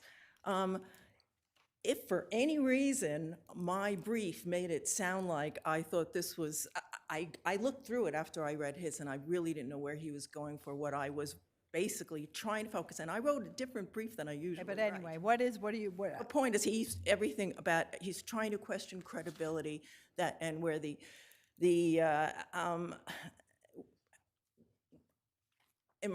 where there is none that make it that we have not satisfied our obligation. It's undisputed that it was raining, that people were wet, and they were coming in, right? There's no issue about that. He also, So if somebody wasn't shaking their umbrella hard, people were coming in with their umbrellas, it was wet and it was raining, right? Right. It's not necessarily a false statement. It's not, it's something that was sort of, people were coming in, they were shaking their umbrellas, right? But they were all wet, and that is undisputed. And what I want to say is that this is a large hotel, and they have different departments to do different things. And during the testimony, it was clear, we made it clear all the time, we have a security department. We have a housekeeping department. We have maintenance department. We had concierges inside the doorway when you get in. And the fact that a security head, Mr. Spagnolo, who apparently they want to like bury under the whatever, that he had provided both a deposition and affidavit that he did a search for any notice of anything before, and he went back to 2016, found nothing. Now, if counsel wants to say things are being made up, then I have to go back to their, what's my train of thought? Everything that they had put in before. The argument from that the it had very been wet beginning. for hours, that the floor had been wet for hours below? I think that was one of the arguments they made, right? That the floor well, had been wet for hours? It had, at one of the earlier deposition, he takes 3 depositions of the security department. He doesn't bother even asking for one from the housekeeping department. So when he comes in and starts attacking in his papers. Well, he's attacking James White, who's an investigating officer, and he says, far as- why wouldn't he know that housekeeping mops every half an hour? But Mr. White doesn't work in housekeeping, he works in investigation. Exactly, and this is where A and B and C, like they should all come together. But I also just want to say one. Yes, but wrap it up, okay? Okay, I want to wrap it up, and I know it's in my papers. This was, Judge Hagler gave every opportunity for plaintiff. We had 2 oral arguments. We had large letters that we put into the court afterwards because he had a special issue that he was trying to deal with regard to the rug. And their expert was rejected, ours was not. Ours explained why there wasn't. But again, there was so much litigation here. And when I was doing my opposition, as I said, I did it a little differently than usual because I was trying to pick on the things that he was picking on. But in any event, the judge did it correctly, and I cannot say that he left any stone unturned. This was very, very well treated by the lower court and should be affirmed. Thank you. Counsel, you have 2 minutes. Your Honor mentioned a couple of times, it's raining and people are walking in, getting the area wet. That's not a defense. It doesn't mean there's no liability. If in fact they're Storm in progress defense says. all of these cases are storm in progress. It's not outdoors, it's the entranceway, and they're supposed to take reasonable steps. Now, if in fact that testimony was accurate, they're doing it every 15, 20 minutes, then there's no liability. That's reasonable care. If in fact, as is also possible, no one was there doing it, which is why they don't have their logbook, that's another story. They have testimony. It doesn't have to be a logbook. If someone testifies, I saw this happen, Yes. and you don't have, and we don't accept you're trying to raise an issue of fact with respect to that testimony, then that's it, right? You raise a very important point, Your Honor, because if that was actually the law, it wouldn't matter what their burden is, because all they'd have to do is find some employee who said, I saw it 15, 20 minutes, and then it's summary judgment, unless the plaintiff has someone who's been watching that entrance, and of course they're not going to. It means that the duty doesn't matter. Now, as to, Your Honor, as to the... I can't accept your argument that testimony has no value. I really just don't think that's right. It's not that the testimony has no value. Well, that's what Your you're Honor. saying. It could never meet your burden. You could never meet your burden with testimony, if that's what you're That's saying. not at all what I'm saying. Okay, so then what I'm tell me saying I'm is missing it. when the witness whose testimony is an issue has given falsus in uno, when Yes. he's given false testimony and you've shown that, and when the witness gives testimony that's inconsistent with documentary proof, it doesn't mean that his testimony is meaningless. It does mean that a jury can doubt it, and therefore it's a matter of credibility. May I mention one more thing? Yes. The false testimony is this, Your Honor. It's collected at pages 26 to 27 in our brief, where he states again and again He being, I'm sorry, Polanco, the witness. I thought your testimony was that the floor got wet and he slipped because of the water from that woman's umbrella. Is that your testimony correct? So it was wet before Mr. Meyer fell because the lady passed with an umbrella. Do you notify dispatch when the condition of the floor in the volume door was? It was due to the lady who passed in with the umbrella. He's now stated 3 times an event which we can see did not happen. And once we show that a significant part of his testimony as to an event you can look at, it's there, it's in the video, was not true, how does that not raise an issue of credibility as Are you to the saying test? it's not true that people passed in with who are wet before him? Sure they did. But there's also an obligation to act reasonably. If they were there every 15, 20 minutes or within the half hour, they acted reasonably. But the only proof we have that they were there at all that day is this gentleman who's given false testimony as to an event you can watch. That's my point, Your Honor. Not that it's meaningless, but that a jury can disbelieve it and believe the documentary proof and the video proof instead. Thank you. Thank you.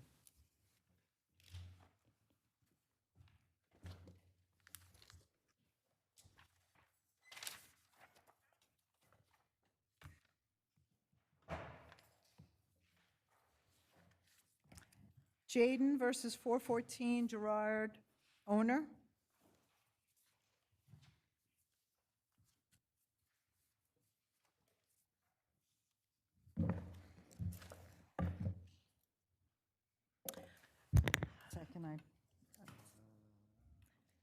Good afternoon, Your Honor. May it please the court, my name is Veronica Rozo from BBC Law. I represent the Appellate Citywide Services Container Corporation. This appeal seeks a reversal of the Supreme Court's order denying summary judgment claims for contractual indemnification, common law indemnification, and contribution. In that same order, the breach of contract claim was granted. And the reason that it was granted is because respondents failed to address those issues in their papers. They also failed to address the issue of common law indemnification and contribution. They did not oppose those claims in their papers. Therefore, we believe that those claims are also abandoned and summary judgment should be granted on those claims.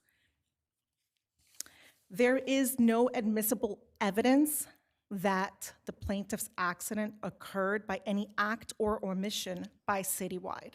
This has to do with... That's not right. That's not what you're moving for summary judgment. So forget about what plaintiff has to do.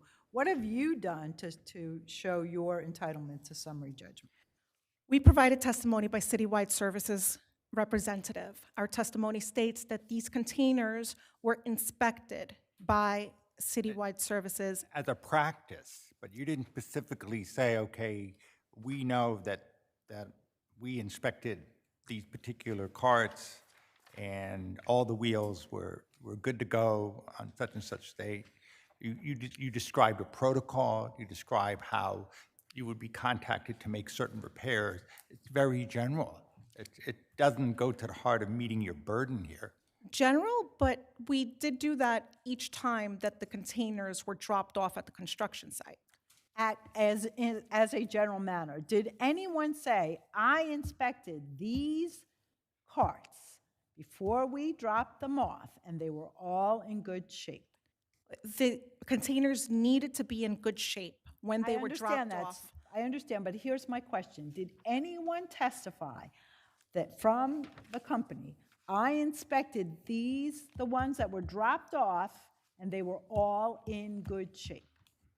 I believe they did, Your Honor. Who said that? The representative of Citywide said that's our practice. But that's that a is our different thing. practice. That's a different thing than saying, I followed the practice in this case, or I'm the person who inspected and they were all good, right? We know that, right? I can say I usually do something. That doesn't mean I did it that day. Your Honor, the alleged defect in this case is a broken wheel. The container was dropped off at the entrance of the construction. But what do you do about the fact that the plaintiff says, well, afterwards he sees that there's a bent wheel? he doesn't know if the wheel was broken. In fact, it's our contention that the wheel was not broken, and it was broken, if it was broken only after his accident. So we don't know. We don't know whether the containers came in good shape, or whether it came in with a bent wheel, or whether the bent wheel developed while it was being used by the contractor. Doesn't that leave us with an issue of fact, or at least leave us with the position that you haven't established your summary judgment? If I may, the container was dropped off at the construction site. At that point, respondents' employees take the container, wheel it into the construction site. The accident happened on the 11th floor. They had to wheel it entirely into the construction site, onto an elevator or lift, and wheel it up to the 11th floor. Plaintiff's deposition transcript, the record at page 326. Question, so did this container was moving smoothly in the correct direction the first few steps before you heard a screech? His answer was yes. The container was working as it should have been working on the date of the first accident, few immediately steps. before the accident. Correct, Your Honor. There is no evidence whatsoever that there was anything wrong with the container. There was no actual notice, there was no constructive notice.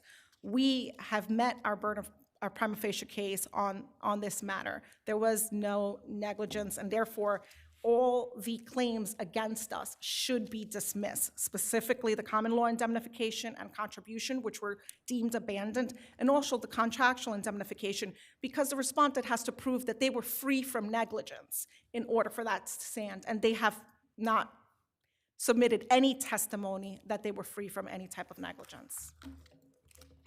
Thank you. May it please the court, Nick Avanti from Fabiani Cohen Hall, representing third-party plaintiffs 414 Gerard and Madondoc. We have no burden to prove anything on summary judgment. We don't have to prove we were not negligent, or we were negligent. That's a burden on the citywide. There was no testimony besides, as was already discussed, that these particular containers were inspected. Would it be possible for a container to have a defective wheel and yet still be able to roll for a little bit? I think common sense says yes, Your Honor. I mean, there's no expert testimony either way. Right? Exactly, Your Honor. I'm not a good expert on on mini carts, but it seems to me that that would not be an unreasonable position to take, that you could roll it a little bit and the wheel would still be defective. I agree, and I think it's why it's a question I mean, of it would fact. seem until you got to the bent spot, it's going to work. Yes, Your Honor. I mean, it's a question of fact about whether or not this wheel was bent before, after, or at all. We just don't know this at this point. Do you want to mention that we did not abandon our claims on common law indemnity or contribution? We argue they were negligent, and as such, we are subject to those claims below. I also want to mention that right now the appeal is procedurally defective because there was a motion we argue was granted, and while we reaffirmed the decision, it was granted, and as such, it was not, this appeal should be dismissed. Unless the court has any specific questions, I'm happy to rest on my brief. Thank you.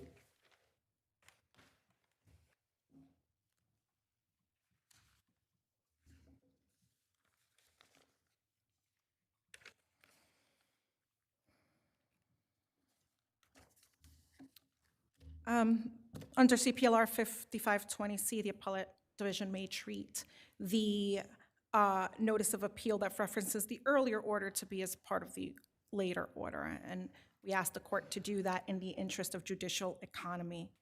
And again, we sustain our position that there is no admissible evidence by which citywide containers can bear any type of responsibility for this accident. Thank you.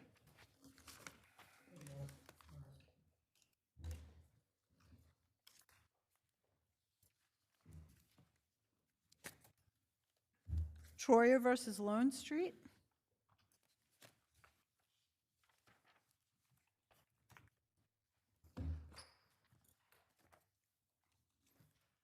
Good afternoon, Your Honors. David Lynn on behalf of the plaintiff appellant, Mr. Troya. The Supreme Court's dismissal of Mr. Troya's claims failed to apply the correct substantial basis standard and wrongly How do you get around, counsel, I'm sorry to interrupt, how do you get around the findings of the federal court that found defamation with malice? How do you get around that?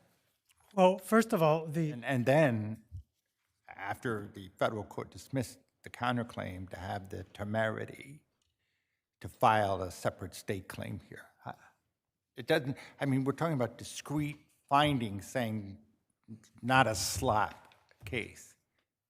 And to come in here and advance your whole Yes, I would say very importantly that the federal court did not apply the correct substantial basis standard. And in fact, the federal court looked at the pleadings and determined that the pleadings stated a claim and dismissed the anti-SLAPP basis on that standard.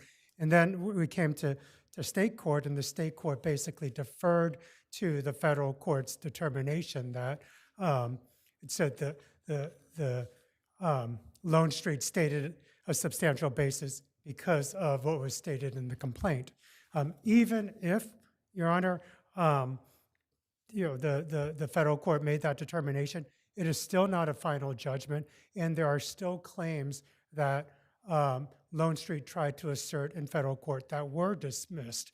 All of the defamation claims with respect to firing and hiring practices at Lone Street, those were dismissed.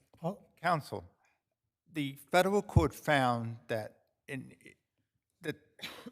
that there were admissions on your client, that your client admitted the defamatory statements in the amended answer. I mean, and even assuming that 7A is inapplicable to the federal court, the court exercised supplementary jurisdiction. The court's letter that you claim is, I don't even understand how you could be dismissive of a federal order and the supplementary letter order as documents to support the defendant position here as being just documents, as hearsay of no moment in consequence. I mean, I'm struggling to understand your position here and how this appeal is not a frivolous appeal. Right, because neither of those documents conclusively establish that there is no valid claim. None of them conclusively establish that Lone Street made a substantial basis of fact and law. In fact, they based their decision on the pleading sufficiency of Lone Street's complaint, and they look at the anti-SLAPP Well, let me issue ask you in this. If the federal court found that based on those documents, and you put the same documents in below, how did you think that you were going to get a different result? Well, And when you didn't get a different result, you appealed? the Supreme Court is bound by Reeves, not bound by the federal court's determination of the anti-SLAPP statute. The federal court did not apply Reeves. Even if it was not bound in a res judicata sort of way, if a judge is looking at this and saying to you, based on your own pleadings, you have shown that you, with malice, defame someone, why would you bring the same allegations in another court? What possible reason would you have to do that? And then when you lose a second time, appeal. Oh, it's not, I want to make clear, it's not just those same allegations. It's as to all the defamation claims that were dismissed initially in federal court. It's also to the So you mean they're dismissed in federal court, so you think they become valid in state court? they were dismissed at the motion to dismiss stage in federal court. So we therefore had a basis to file an Have a anti-SLAPP. basis to appeal to the Second Circuit. No, we like that decision in federal court dismissing the defamation claims based on hiring and firing processes. And there is also an injurious falsehood claim that was also dismissed. And there is also a breach of a non-disparagement agreement that was withdrawn with prejudice. So these claims would support an individual basis to find that Lone Street's actions were made without a substantial basis in law and fact.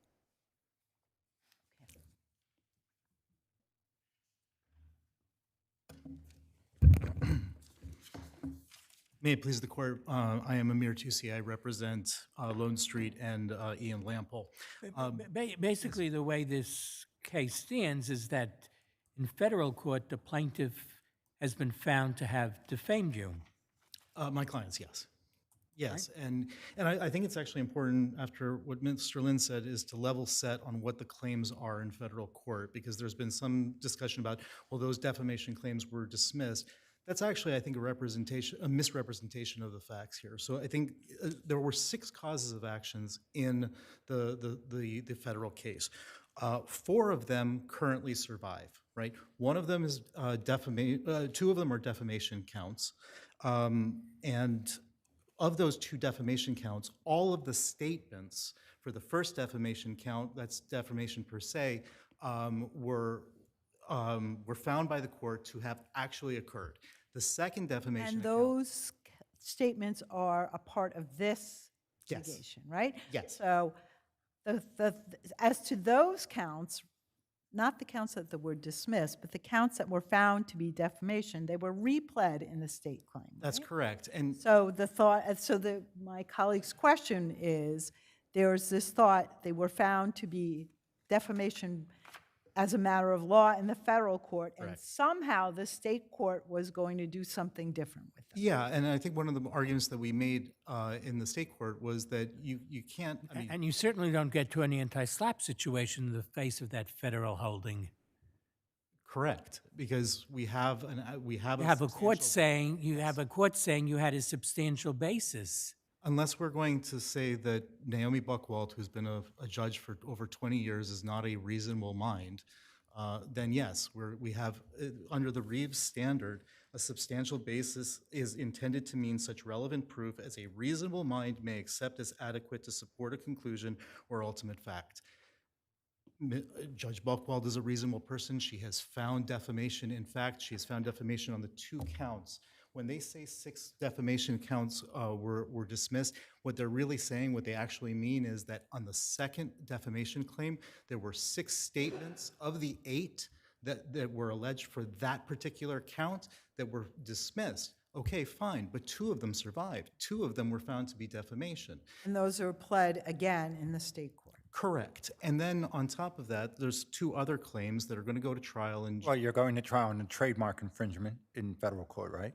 Correct. Well, actually, damages trial for the Damages for the defamation and for the trademark. and liability on trademark and damages on trademark. Exactly. And so we have the trademark claims which survived summary judgment, and then we have what we have that was dismissed was an injurious falsehood claim, which was only dismissed because they didn't allege damage to or impugn the product or services, and then a separate contractual claim that has nothing to do with public participation. So ultimately what we have here is that the defendant is basically trying to get a different result in state court that he didn't like in federal court. And just in brief, I just want to point out that the anti-SLAPP amendments, for whatever concern the court has about that, it says nothing about this claim-by-claim analysis or statement-by-statement analysis that Mr. Troy is urging this court to adopt. It was about expanding public participation, making attorney fees mandatory, and simplifying the defendant's burden. Nothing about... Proposal that the SLAPP statute be applied by claim, there's no authority supporting that. There is no authority to support that, and I would argue that it would be against public policy to do that. If somebody's been defamed, they have a right to go to court and to bring that grievance to court, to tell them that we're going to analyze every single statement that you claim is defamation runs contrary to what we want to have in terms of finality of our judgments. I'm not suggesting that collateral estoppel or res judicata applies here, but the fundamental principle there is to say to plaintiffs, bring all of your claims and we will resolve them all at once. To tell plaintiffs that we're going to make you pay for the defendant's legal fees because you get one of them wrong, I mean, that's chilling to the process. I think that would be against public policy to grant Mr. Troya what he's asking for here. If there are no further questions, I'll rely on our briefs and the arguments made here today. Thank you. Your Honors, I would like to direct the court's attention to page 82 of the record, where the Southern District Judge said that defendant's action has already stated a substantial basis in fact and law because the court evaluated plaintiff's complaint and upheld the claims as sufficiently pled. That is not the correct standard under Reeves, and that is why we came to state court, which was bound by Reeves, to apply Reeves's substantial basis standard, which is the summary judgment standard, not the motion to dismiss pleading standard that the federal court applied. Now, as to the issue about claim-by-claim analysis, Lone Street filed defamation claims based on stock options and based on hiring and firing practices. Every statement concerning hiring and firing practices was dismissed. Now, regardless of how they arranged their claims, every statement had to be responded to, had to be defended against. My client had to work to file a motion as to those claims. So the purpose of the anti-SLAPP rubric is precisely to defend against these situations where you have perhaps a deep-pocketed plaintiff filing, dozens of claims or filing claims that have dozens of statements and forcing the defendant to defend against those claims. Now, while we couldn't find any case on point going our way on this, there isn't any case going the other way either. This is an opportunity for the court to address this matter, which is consistent with the purpose of the anti-SLAPP statute. It's consistent with the fee shifting and the You think it's mechanisms. consistent with the statute to award attorney's fees to a person who has been found to have defamed another party with or to have lied and with malice? You think that's consistent?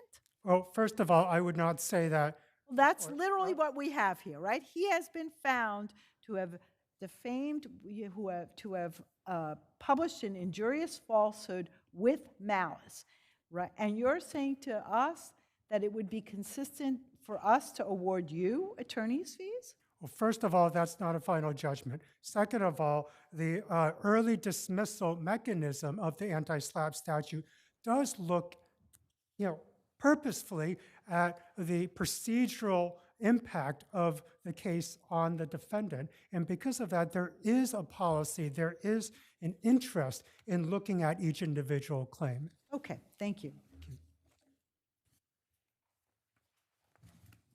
Wilson versus Archdiocese.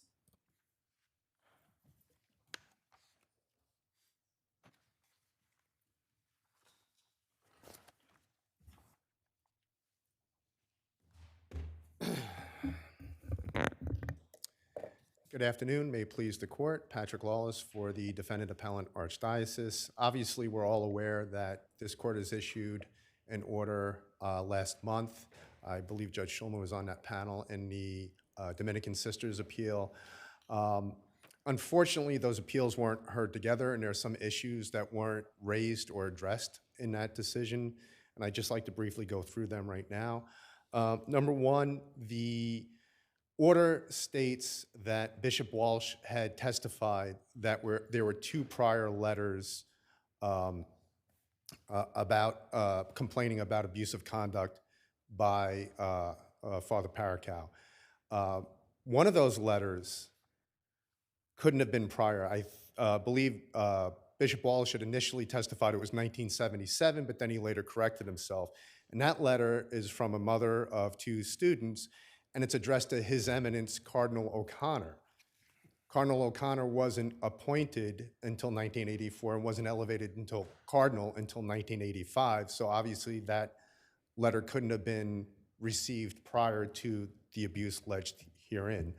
I think the focus is, counsel, whether there's a difference, whether the record in the SAW decision that was issued last month in any way different here, because there you were dealing with the St. Aquinas school, and here we're dealing with the Archdiocese, and you're trying to suggest whether the Archdiocese had any kind of control, et cetera, over the abuser, et cetera, to somehow make an exception here. That's what you're trying to say. The Archdiocese wasn't involved in it, but the record makes clear that the Archdiocese was very involved. They controlled payroll, they controlled the appointment of the principal. They had a very, very hands-on, micro approach to how the St.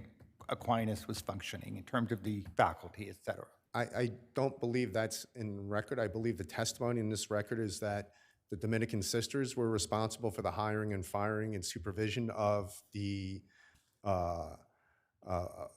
teachers there, and Who that set the salary of the priest? I believe it was The Archdiocese. That's the testimony, that the Archdiocese set his salary, approved his assignment to that school, and retained the authority to remove him. All that's true, correct? I believe the testimony in there was very general. Okay, but we can argue about the quality of it, but that doesn't, you're not disputing that that was the testimony. But the testimony was also that the Dominican sisters ran the day-to-day operation. Oh, there might be more than one person who has control over a school, right? But they ran the day-to-day operation of the school, and if there were any complaints about Father Parakel, it would have went to the principal. And I it would have think went directly public to the schools are Archdiocese. run by individual principals, but the Board of Education or the New York City Department of Education also has, so it's not unusual to hear of more than one entity having a hand in running a school, right? And the testimony here was that the Archdiocese could take the father out if it wanted. He set his salary and approved his assignment at the school. Those three things are in the record. The question about whether or not you're disputing the notice, we've already made that ruling, right, in another case. So maybe you'll go back and re-argue that other case, but it's a difficult argument for you to make that we should ignore the previous panel. I'm not saying ignore, but because of the different positions, the Dominican sisters never raised these arguments, and I don't think they were considered because the Dominican sisters, I believe their position was with respect to these letters and alleged prior complaints, we didn't know anything about them. So that was their only argument. They didn't address the letters themselves or whether they could have been, when they could have been Are received. you saying that the Archdiocese didn't have access to that same body of evidence? No. I'm saying the Dominican sisters were saying, if I went back and looked at their papers, they were saying with respect to Father Parakel's file, and I believe they were saying, well, we didn't have full access to that, only the Archdiocese. So they didn't raise the arguments, the specific arguments, as to notice that the Archdiocese has. Again, I'm asking you, are you saying that the body of evidence that was submitted in that case is the same body of evidence in this case, right? It's the same. So then, are you saying that for some reason the Archdiocese didn't have access to that body of evidence? No, the Archdiocese had access to that So evidence. if we found that that evidence was sufficient to raise an issue of fact with respect to the sisters, why would that be a different finding here? When you've just said the Archdiocese has access to the same body. I completely understand. I'm only saying that there were specific arguments that the Archdiocese made with respect to this evidence that the Dominican sisters felt the need not to make, that the Archdiocese did. That's all I'm saying. Okay. And it remains a difficult lift for us to depart from that decision. I completely understand. Thank you. May it please the court, Annette Hesapidis appearing for the plaintiff respondent in this case. Judge Scarpula, the pages of the testimony that you were referring to with respect to control were pages 621 and 765, where it was testified that the ADNY approved of Paraco's appointment to the school, had the authority to remove him, and established his salary, although the school paid the salary. Monsignor Graham testified that the school was run, quote, with the permission and approval of the Archdiocese. That's at page 1840 and 1865. Bishop Walsh testified that the pastor acts on behalf of the Archbishop at page 640. And Sister O'Doherty testified that the ADNY, quote, were in charge of us. And that's at page 1672 of the record. So I think the testimony here with respect to control is quite clear. With respect to the notice evidence in the earlier case against the school, against Aquinas, the school had only proffered what they called was an employment file, but as the decision states, it was merely an employment application. In this case, the record is frankly stronger. Bishop Walsh testified that, yes, there was an employment file, and that was produced, but there were special files, and the special files were never produced in this case.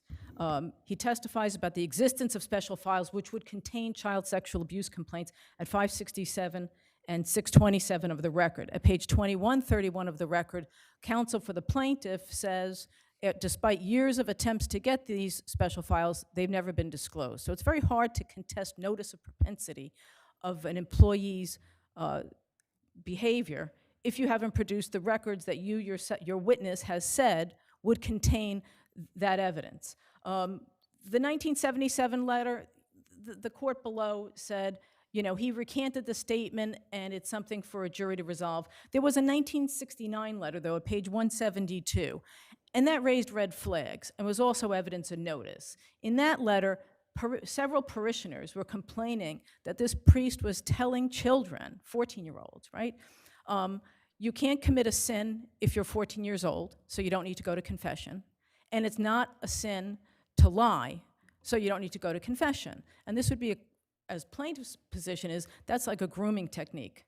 You don't have to go there, and parents were concerned. And Bishop Walsh testified that he didn't know whether anyone ever investigated any of the complaints made against this priest before they transferred him. And when they transferred him to St. Pete's, after that 1969 letter was received, there was no evidence that he had received additional supervision, even though Bishop Walsh said he absolutely should have received additional supervision. And I'd refer the court to pages 661 to 663 and 667 to 671. So all of this collectively raises questions of fact. A jury could determine that the Archdiocese turned a blind eye, never reported any child sexual abuse complaints anywhere because it raised the liability issue, it constituted reputational harm, and instead they simply reassigned this priest. I would note that after he was diagnosed in 1985 with paraphilia, Bishop Walsh admitted that the Archdiocese did not stop him from moving on to the next school in Greenberg. And that tells you everything about the pattern and practice that you really need to know. There are questions of fact for a jury here. Thank you.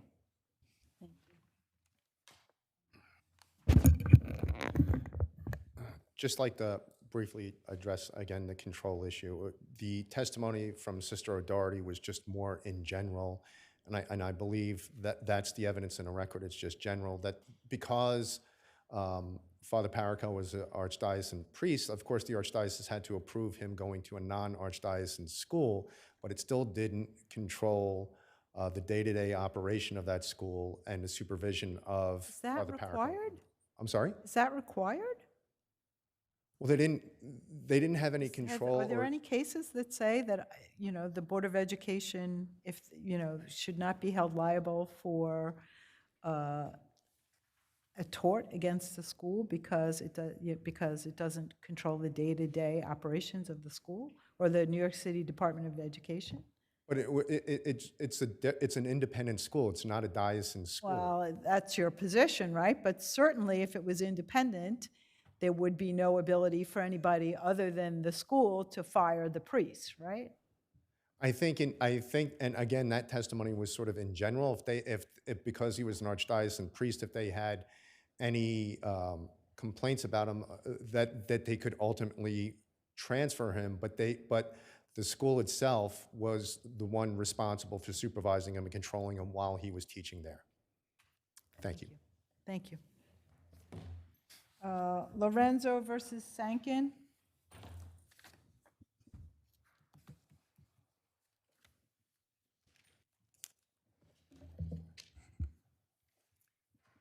Good afternoon.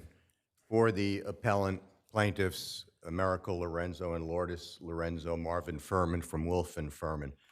Your Honors, the plaintiff's expert in the opinion stated during the motion for summary judgment indicated that the defendant, Dr. Sankin, departed from good and accepted medical practice by monitoring a known prostate cancer for 32 months, what he called active surveillance. Counsel, the issue here is, was there a totally different theory of liability advance in opposition to the defendant's motion for summary judgment? Right. Now, I won't belabor the record. We all know what it is. Okay. But here's what we do know, that in the complaint and in the bills in particular, it was very clear that the theory being advanced is that a route should not have been performed, that you should have continued with active surveillance and possibly conservative treatment, either radiation or et cetera, et cetera. And that is so clear from the pleadings all the way through, just bear with me. And then suddenly, and therefore, when Dr. I think DeCastro put in his supporting affirmation, walking us through how the route was properly performed, how the genome study was appropriate, how active surveillance was appropriate because of the low risk of prostate cancer, all the different points, walking us through, and rectal injury is the normal, it happens all the time, et cetera. Suddenly, out of nowhere, we have an unsigned affirmation by your doctor saying, wait a minute, he should have done surgery immediately and not done active surveillance and not done et cetera, et cetera. All due respect, it's not out of nowhere, Judge. That's the problem. The motion court only cited a bill of particulars from Montefiore. The bill of particulars from Dr. Sankin, 9003 in the records clearly state that we alleged he was negligent, and I'm reading from it, in failing to properly stage the plaintiff's adenocarcinoma of the prostate, in negligently proceeding with it without first assessing the true nature and extent of plaintiff Americo Lorenzo's prostate cancer on page 9004. Okay, so far you haven't said anything about not immediately performing surgery, so none of that works. What else? We're saying that he didn't properly determine the extent of the surgery. That's exactly what the expert said. No one would understand. I don't think that that's a fair assessment of that bill of particular allegation, but go ahead. Assuming that we don't think that that's what that says. Okay, so assuming that's correct, and I think if you go through that, there are claims that it wasn't properly assessed. There's no surprise or prejudice by plaintiff's expert because Dr. DeCastro, in his first statement about his opinions on page 50, beginning to 51, talks about why active surveillance is generally considered a standard of care in patients. And then he talks about triggers on the bottom of page 51 of the record. What are the triggers for switching from active surveillance to surgery? And he includes the very things our expert said, a rising prostate, a rising PSA. The PSA went from 12 to 19 in a man with known prostate cancer. There was no other reason for this PSA to advance other than an advancing cancer. He did not have an enlarged prostate, according to Dr. Sankin. He did not have an infection that would cause an enlarged prostate. The only reason for that PSA to go up would be an advancing cancer. There were certain MRI findings that were equivocal. Dr. Sankin waited until 2019 to test the tissue he had removed in 2017. These are all triggers that our expert talked about, which is why this is just in not having surgery in 2000 when? He had surgery in 2000. No, when did your expert say he should have had surgery? He said he should not have been No, what monitored your during the period. expert said he should have had surgery when? During the period of time, that 32-month period. No. Your expert was much more direct than that. I think as of 2016. in other words. 2016. Right. Now, you're saying because of evidence that appeared in 2017, that your expert said he should have had surgery in 2016. When he came to Dr. Sankin on July 20th, 2016, he had known prostate cancer. He had a known elevated PSA. Dr. Sankin didn't perform a biopsy until 2017. He obtained an MRI that was equivocal. May I? Yeah, go ahead. Counsel, just so that I'm clear, and if I didn't fully comprehend your doctor's affirmation, please correct me. But I didn't see anywhere, with the exception of a failure to do a lymphadenectomy, okay? Sorry, failure. With the exception of a failure to do a lymphadenectomy, right? Putting that aside, which was at the end of the affirmation, did I see anywhere where he actually called into question the performance of the RALP or any of the 6 procedures that were taken to try and repair the rectal injury, to repair the rectovesicular fistula, right. to the failure to do a proper ileostomy? I don't recall seeing any challenge to the surgery, unlike, bear with me, unlike the complaint and unlike the bill of particulars that took issue with the performance of the RALP.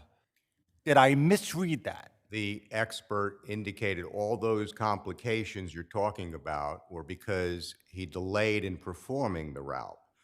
There are allegations, you're right, Judge, we made a lot of allegations of improper surgery, but we also made allegations that the doctor never fully assessed the extent of the cancer before he performed the surgery. And that's why all those complications, those horrendous complications occurred, because by just monitoring it for 32 months, the cancer is allowed to spread through the capsule, a butt to the rectum tears. He has this terrible fistula communication between the bladder and the rectum because of the negligence in just monitoring a known cancer that continued to progress. And that is what the expert said. And I respectfully suggest that there are allegations, general allegations in the bill of particulars as to Dr. Sankin that talks about a failure to properly assess the full extent of the cancer. And they knew, they were on notice of this, certainly not prejudiced, because Dr. DeCastro in his first opinion says active surveillance was proper, it is the standard of care, and then he says there are certain triggers that occur where you would stop that. This is where we differ. This is where our expert differs. He says those triggers occurred well before. The question here is whether you pled all that. I'm sorry? The question is not, I mean, there's some claims survived, right? You said he did the surgery negligently. But your expert said something different that he should have done the surgery in 2016. That's right. That's what the problem is. But okay, you can address that on reply. Anything more you have? Thank you. Counsel?